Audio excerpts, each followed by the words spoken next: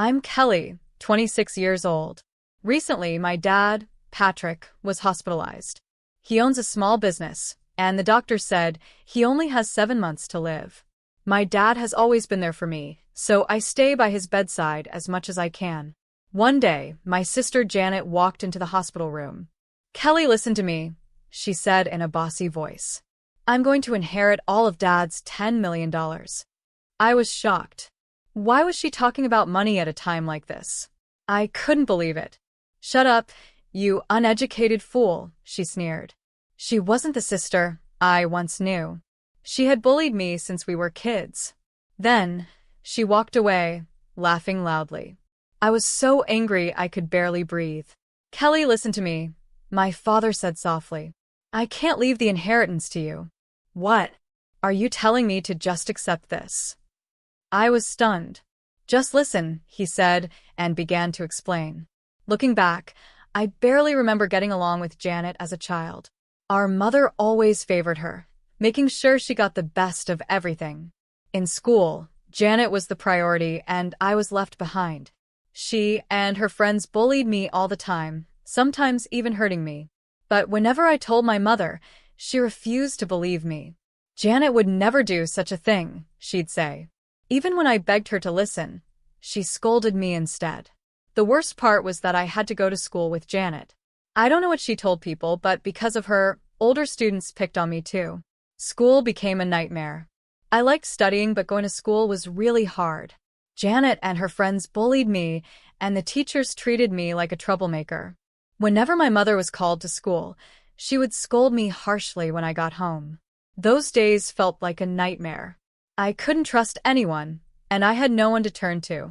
I started to hate everyone, my mother, my sister, her friends, and even the teachers. But there was one person I could rely on, my father. He owned a small factory. Even though it wasn't a big company, it grew every year because of his hard work and smart ideas. He was my only ally. At home, I always stayed close to him. When he was around, my mother and sister didn't dare to bother me. Being with him was the only time I felt safe. He seemed to understand this, and he always comforted me when I cried. If Janet misbehaved, he would firmly scold her. When I was in high school, my father spoke to me. "Kelly, I'll be busier from now on and won't always be around. No matter what Janet does, don't give up. Study hard and become strong," he said. "Yes, I'll do my best," I replied. I knew that the only way to change my life was to keep studying. Asking for help never worked because somehow Janet always got praised instead. So I decided to succeed on my own. My mother paid for my tuition, so I was able to attend cram school.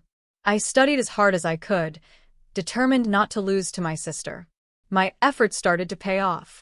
I passed the entrance exams for a top university, achieving a higher level of education than Janet, who went to a low-ranked university that only rich people attended.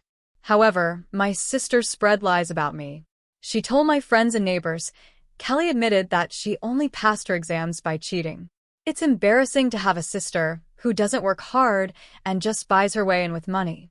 Because of this, my friends distanced themselves from me, and the local women started giving me cold looks.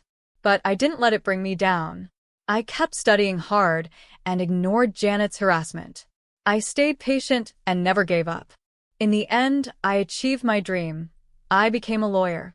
Even then, my mother sided with Janet and made cruel comments. "You must have cheated. Can you really be a lawyer? There's no way you could do it," she said coldly. But by then, I had grown stronger. I stopped caring about their words and focused on my own success. That became one of my strengths, not letting baseless rumors affect me.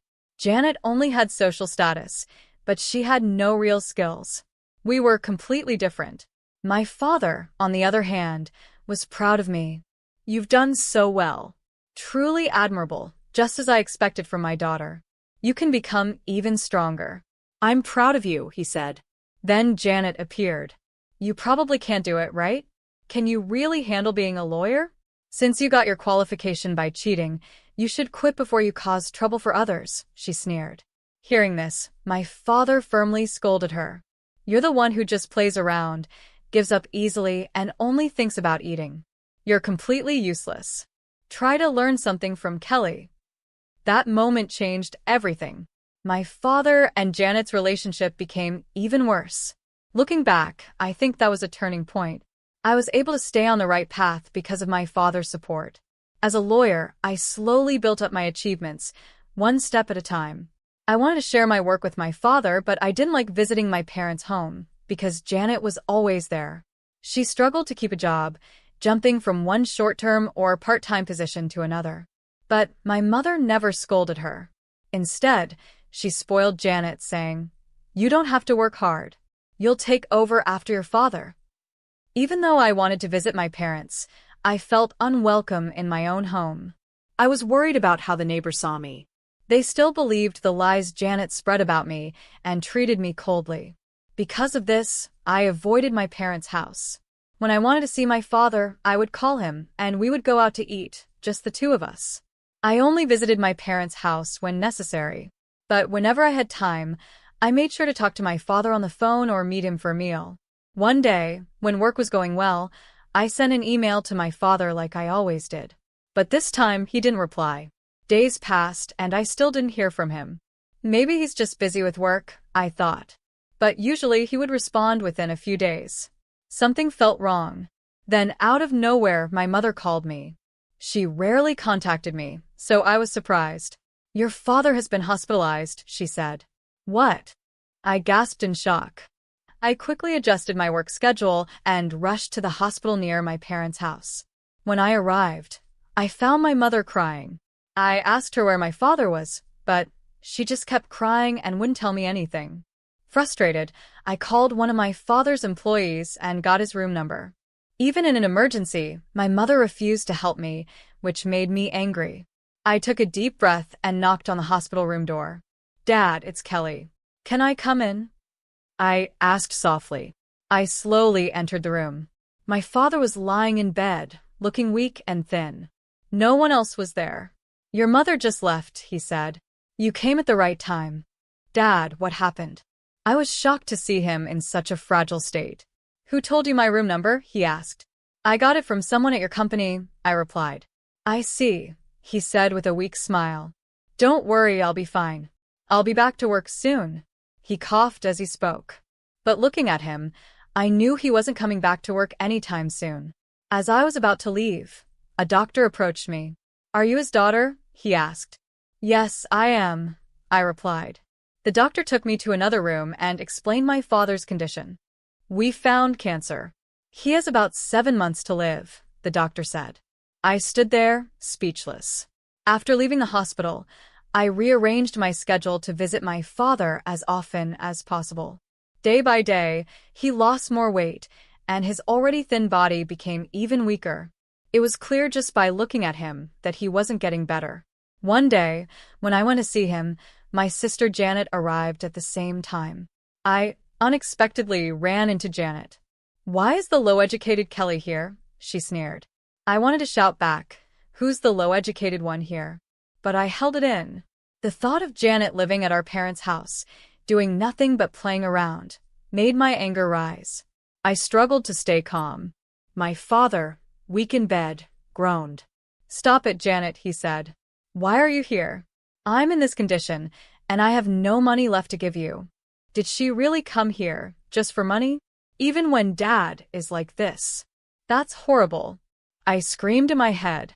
I had so much to say, but Janet spoke first. "Listen carefully, Kelly," she said in a bossy tone. "I'm going to inherit all of Dad's $10 million, and I won't give you a single dollar. You should also give up your inheritance. I'll take over Dad's company, so don't worry." I was so shocked that I couldn't speak. She was talking about money while our father was sick, without any concern for his health. Then she walked out of the room, laughing. Janet, who does nothing but waste time, says she'll take over the company? What a joke. She's really the worst. I tried to keep my anger in check. Then my father spoke quietly. "Listen carefully, Kelly. I can't leave the inheritance to you." "What do you mean? Are you telling me to just accept this?" I was stunned. "It's okay," he said, as if trying to calm me down. Could it really be that my father has no intention of leaving me anything? I told myself that money isn't everything, but it still hurt. Just listen, my father said. Then he explained the real situation with the company. After hearing everything, I was speechless. Listen, he said firmly. No matter what happens, don't even think about trying to inherit the estate. It was getting late. You should go home now. You have work tomorrow, right? He added. Following his words, I returned to my apartment. The next morning, I got so busy with work that I didn't even have time to send my father an email. Then his conditions suddenly got worse. Even though the doctor said he had 7 months left, he passed away 3 months earlier. At the family meeting during the funeral, I followed my father's wishes and agreed to let Janet inherit everything.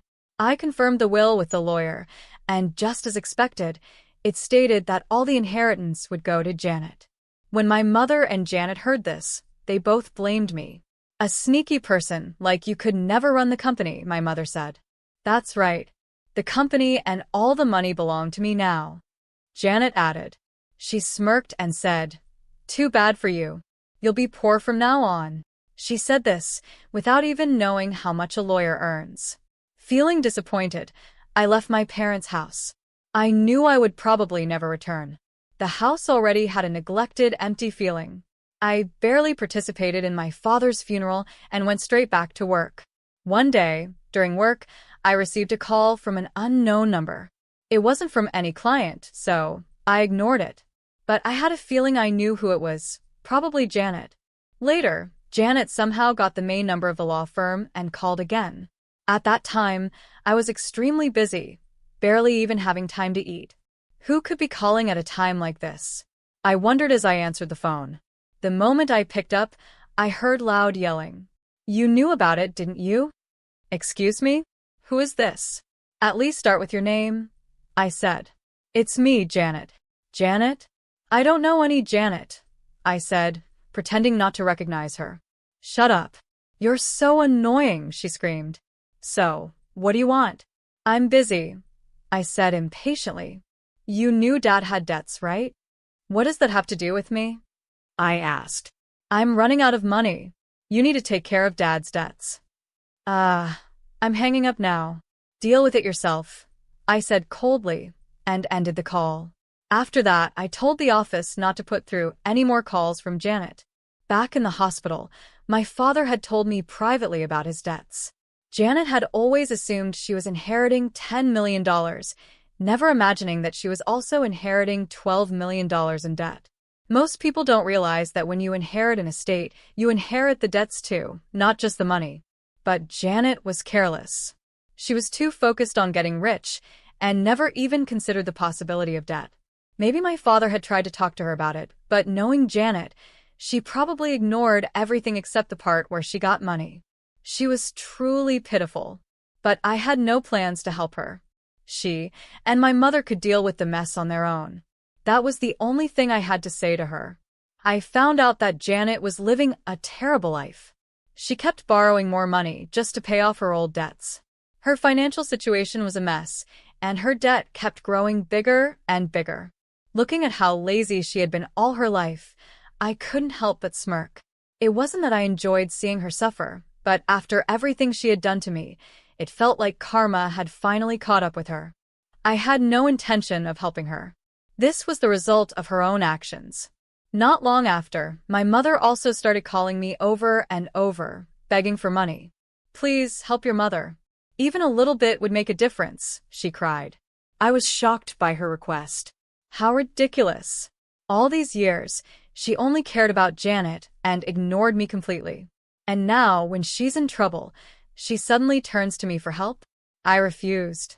I told my office not to transfer any calls from my parents' home, and I blocked both my mother and Janet's numbers on my phone. I even made sure calls from public phones wouldn't go through. But somehow they kept changing numbers and calling me repeatedly. It was as if they were standing on the edge of a cliff, screaming for help as they were about to fall. But I did nothing.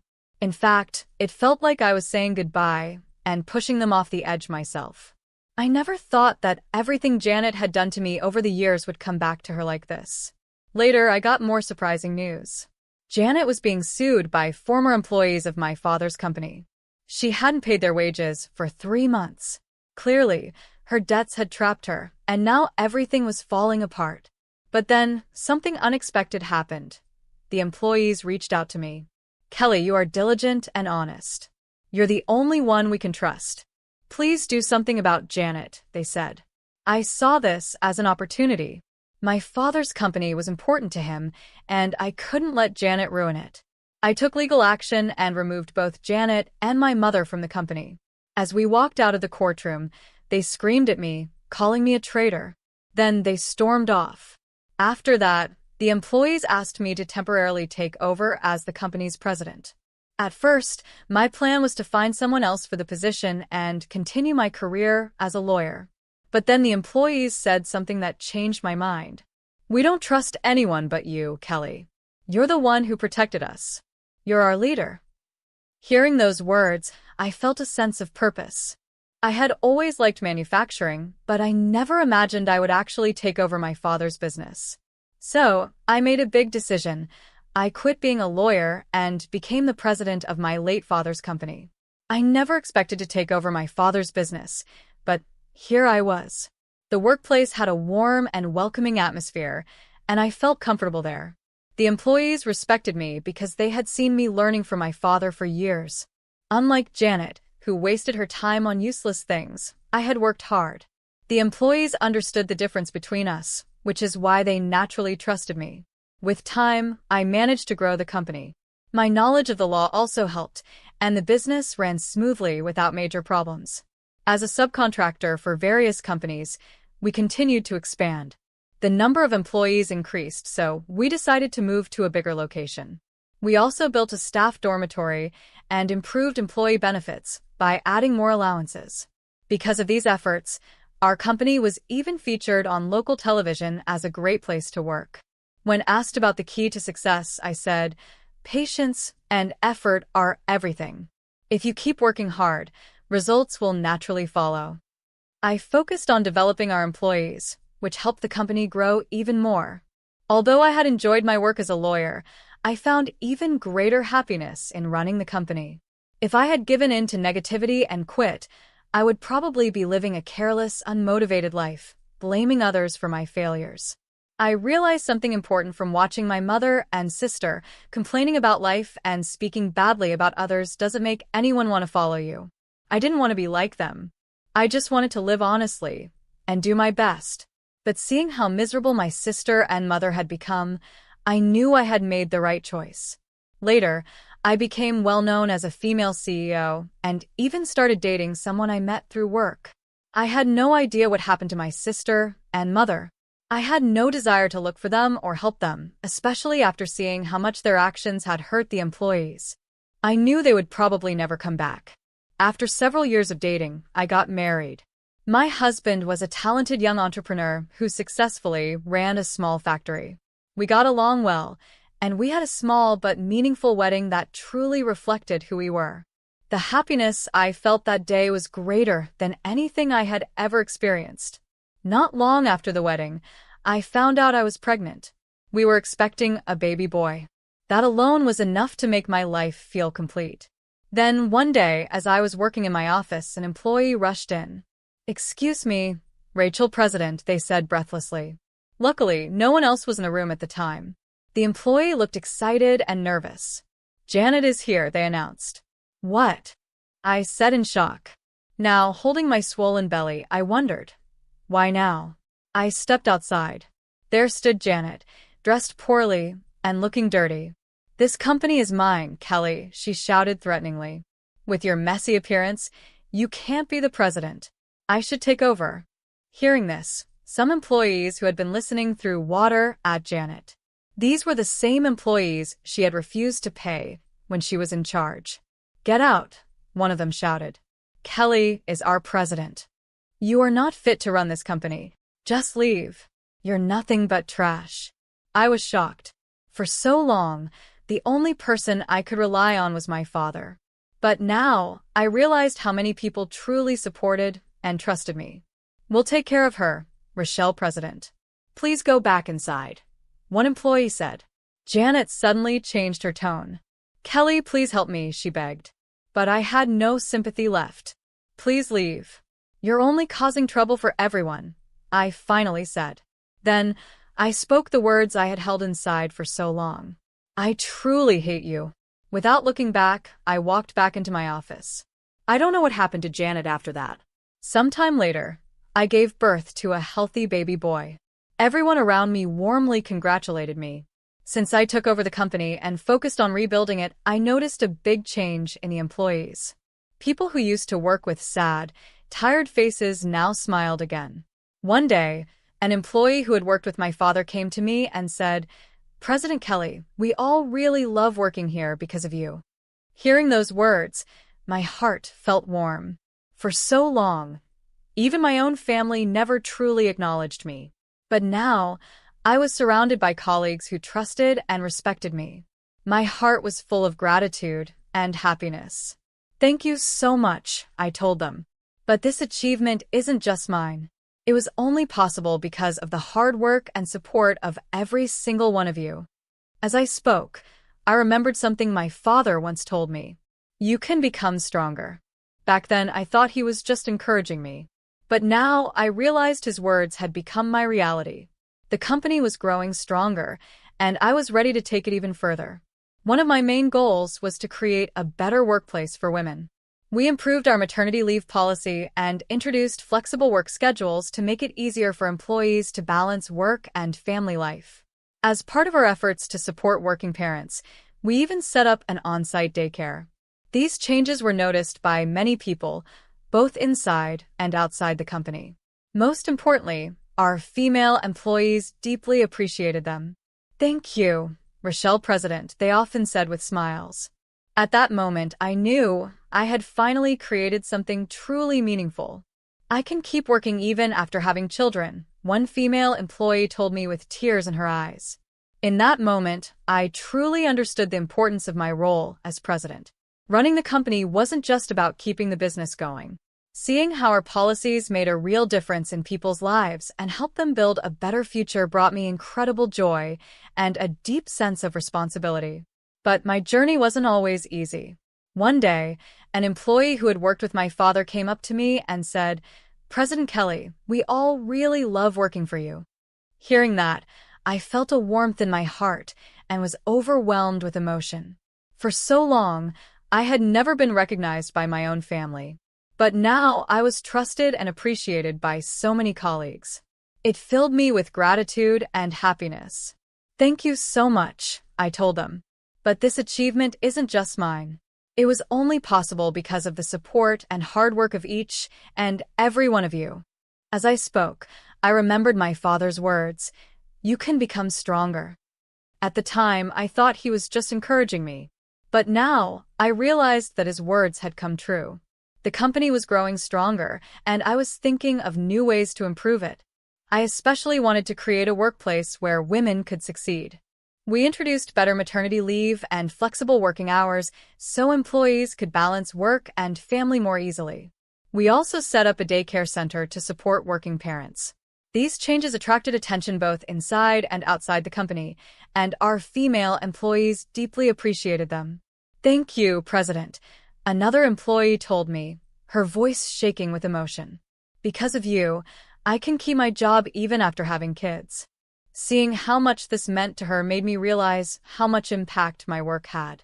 Being president was no longer just about keeping the company running, it was about changing lives. That gave me a deep sense of purpose. But my path wasn't always smooth. As a young female president, I often faced opposition. "Is it really okay for someone so young to be in charge?" some people whispered. "She'll probably give up soon," others said. I heard the criticism, but I never let it discourage me. No matter what people said, I was determined to prove them wrong. I never let the criticism bring me down. I stayed strong because my father had taught me the importance of perseverance. My own hard work and experiences also gave me the strength to keep going. One day, I received an unexpected call from the local Chamber of Commerce. "President Kelly, would you be willing to give a talk for us? We are running a program to support female entrepreneurs." The request was so sudden that I hesitated. I wasn't sure if I should accept. But as I thought about it more, I realized that my experiences could be valuable to women who wanted to start their own businesses. Feeling inspired, I decided to accept the invitation. On the day of the event, I walked into the venue and saw many women sitting in the audience, their faces full of anticipation. I took this chance to share my story honestly. I talked about my complicated family situation, the criticism and struggles I faced in society, and how I overcame each challenge. After my talk, a woman nervously approached me. "Actually, my family is against me starting a business," she admitted. "But after hearing your story, President Kelly, I've decided not to give up." Her words reminded me of my own struggles. "You'll be okay," I told her with a smile. "Treasure the people who support you, and keep believing in yourself." This simple advice, based on my own experiences, made me realize something important.